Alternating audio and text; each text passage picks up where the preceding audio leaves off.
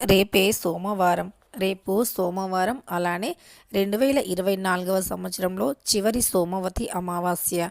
అంటే రేపు అమావాస్య సోమవారంతో కలిసి వస్తుంది కనుక చివరి అమావాస్య, అది కూడా 2024వ సంవత్సరంలో చివరి అమావాస్య సోమవారంతో కలిసి వస్తుంది. ఇలా అమావాస్య సోమవారంతో కలిసి వస్తే దానిని చాలా శక్తివంతమైనటువంటిదిగా పరిగణించబడుతూ ఉంటుంది. ఈ అమావాస్య రోజున ఎవరైతే కేవలం ఈ ఒక పరిహారం అంటే కొడుకులు ఉన్నవారు ఈ పరిహారాన్ని చేస్తారో వారి పిల్లల భవిష్యత్తు చాలా బాగుంటుంది. అంతేకాదు వారి పిల్లలు బాగా సంపాదిస్తారు, కోట్లకు అధిపతిగా మారిపోతారు. అంతేకాదు దరిద్రాలు, వారికి ఉండే ఏలినాటి శని ప్రభావం కూడా తొలగిపోతుంది. మీ పిల్లల కోసం తల్లిదండ్రులు ఎవరైనా ఈ పరిహారాన్ని చేయవచ్చు. సాధారణంగానే అమావాస్య చాలా పవిత్రమైనటువంటిది. అలాంటిది సోమవారంతో ఈ అమావాస్య కలిసి వస్తుంది. ఇలా సోమవారంతో కలిసి వచ్చిన అమావాస్య అంటే చాలా శక్తివంతమైనటువంటిది. ఈ సోమవతి అమావాస్య చాలా పవిత్రమైనటువంటిది కనుక సోమవతి అమావాస్య రోజున మర్చిపోకుండా కేవలం ఈ చిన్న పరిహారం చేయండి.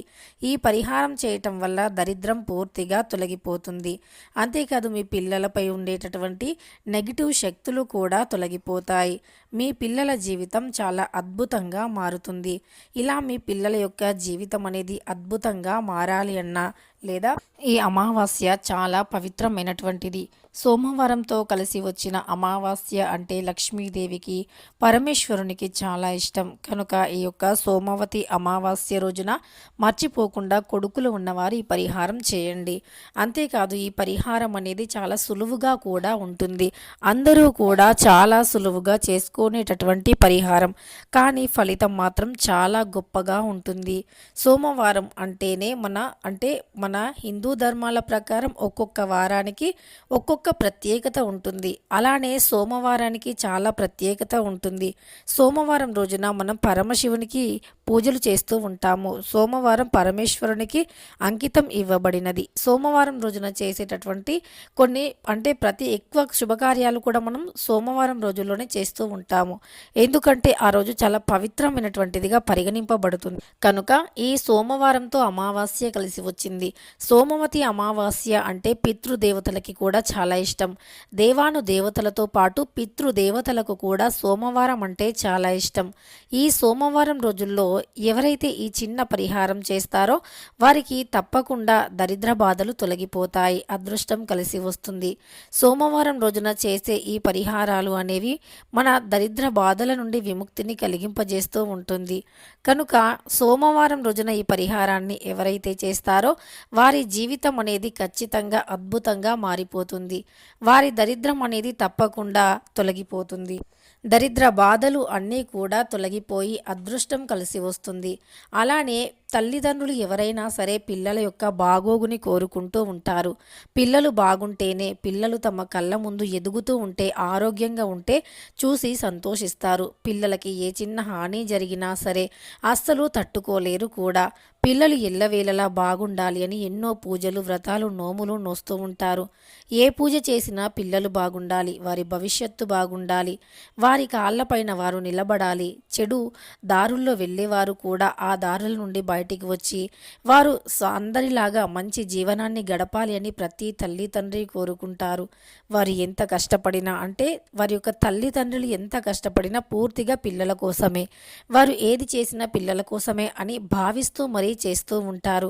అలా పిల్లలకి ఏదైనా చిన్న గాయమైనా వీరు తట్టుకోలేరు. ఇక ప్రతి ఒక్క తల్లి తండ్రి కూడా తమ పిల్లల యొక్క యోగక్షేమాలనే కోరుతూ ఉంటుంది. అలానే వారికి ఏ దృష్టి సోకకుండా దృష్టిని కూడా తీస్తూ ఉంటారు. ఇలా చాలామంది ఎన్నో ప్రతి ఒక్కరూ కూడా తల్లిదండ్రులు పిల్లల భవిష్యత్తు బాగుండాలని కోరుకుంటారు. అయినప్పటికీ కొంతమంది పిల్లలు అనేవారు మొండిగా ఉంటారు, చెప్పిన మాట వినరు, సతాయిస్తూ ఉంటారు. అలానే చదువులో కూడా వెనుకబడిపోయి ఉంటారు. చెడు తిరుగుళ్ళు తిరగటం, చెడు వ్యసనాలకి బానిసగా కావటం ఇలాంటివి చేస్తూ ఉంటారంటే అది వారు కావాలి అని చేయకపోయినా వారిపైన ఉండే కొన్ని గ్రహ దోషాలు అలా చేస్తూ ఉంటాయి.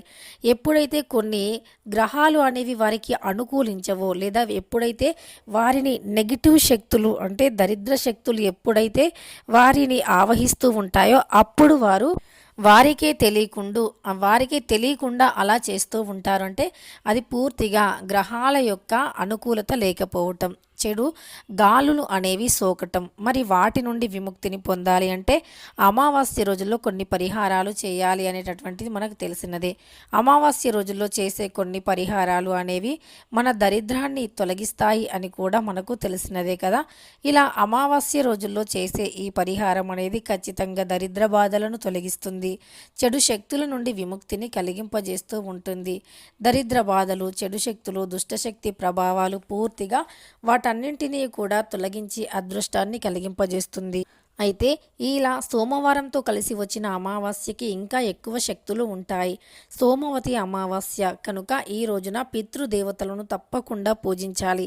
ఈ రోజున పితృదేవతలను పూజిస్తే గనక మీకు ఎలాంటి దోషాలు ఉన్నా తొలగిపోతాయి. ముఖ్యంగా పితృదోషాలు అనేవి తొలగిపోతాయి. పితృదేవతల నుండి మనకు మంచి ఆశీస్సులు లభిస్తాయి. పితృదేవతల యొక్క అనుగ్రహంతో జీవితంలో ముందుకు సాగిపోతూ ఉంటాము. దరిద్ర బాధలు అన్నీ కూడా తొలగిపోతాయి. దుష్టశక్తుల దుష్ప్రభావాల నుండి కూడా మనం బయటికి వస్తూ ఉంటాము. అంతేకాదు చెడు గాలులు, చెడు శక్తులు ఏవి ఉన్నా తొలగిపోతాయి.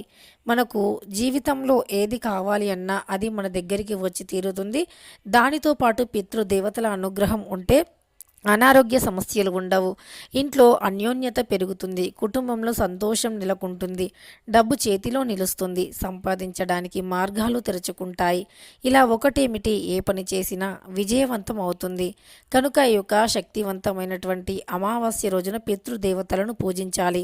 వారికి ఇష్టమైనటువంటి ఆహారాలను వండి నదిలో వదిలివేయాలి, లేదా కాకులకి, కుక్కలకి తినిపించాలి. ఎందుకంటే కాకులు అయినా కుక్కలు అయినా పితృదేవతల యొక్క స్వరూపంగా భావిస్తాము. మూగ జీవులను మనం పితృదేవతల్లాగా భావిస్తూ ఉంటాం కనుక వాటికి పెట్టాలి. వారి పేరు మీద అన్నదానం కానీ, వస్త్రదానం కానీ, డబ్బు దానం కానీ ఇలా తోచిన దాన ధర్మాలు చేయాలి.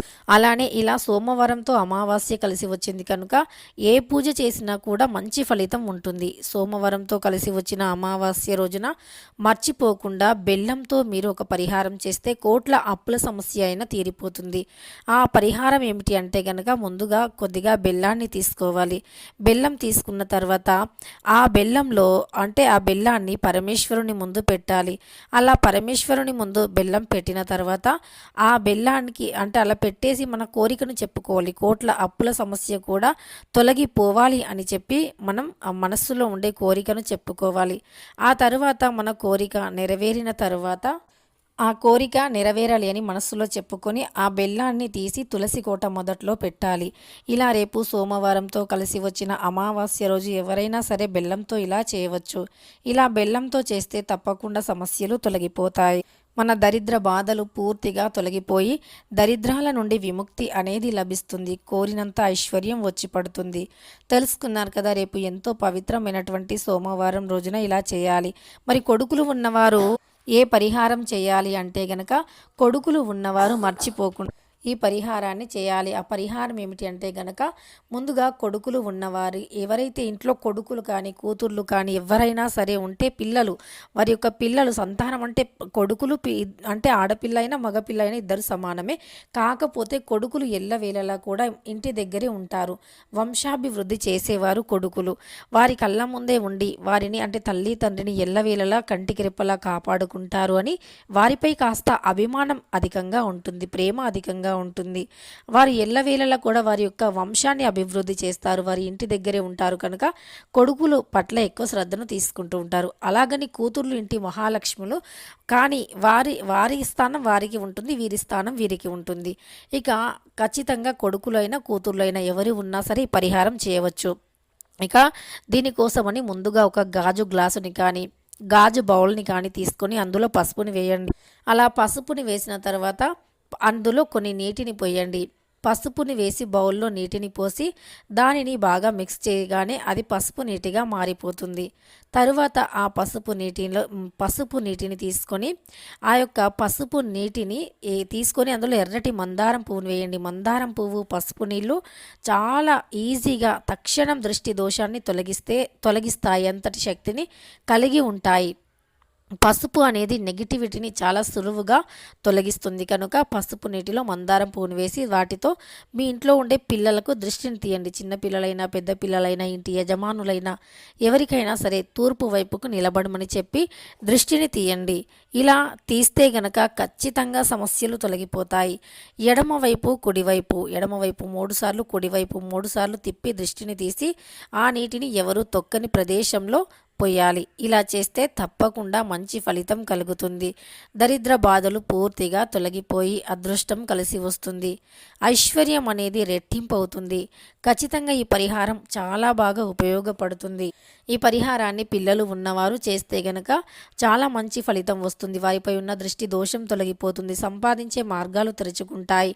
అంతేకాదు ఈ యొక్క శక్తివంతమైన అమావాస్య కనుక ఈ యొక్క సోమవారంతో కలిసి వచ్చిన 2024వ సంవత్సరంలో చివరి అమావాస్య కనుక ఇలా చేస్తే 2025వ సంవత్సరం నుండి పిల్లలు చాలా బాగుంటారు. వారిపై ఉన్న గ్రహాల యొక్క చెడు దోషం తొలగిపోయి గ్రహాల అనుకూలత పెరుగుతుంది. వీడియో నచ్చితే లైక్ చేయడం మర్చిపోకండి. ఇలాంటి ఎన్నో వీడియోస్ కోసం ఛానల్ని తప్పకుండా సబ్స్క్రైబ్ చేసుకోండి.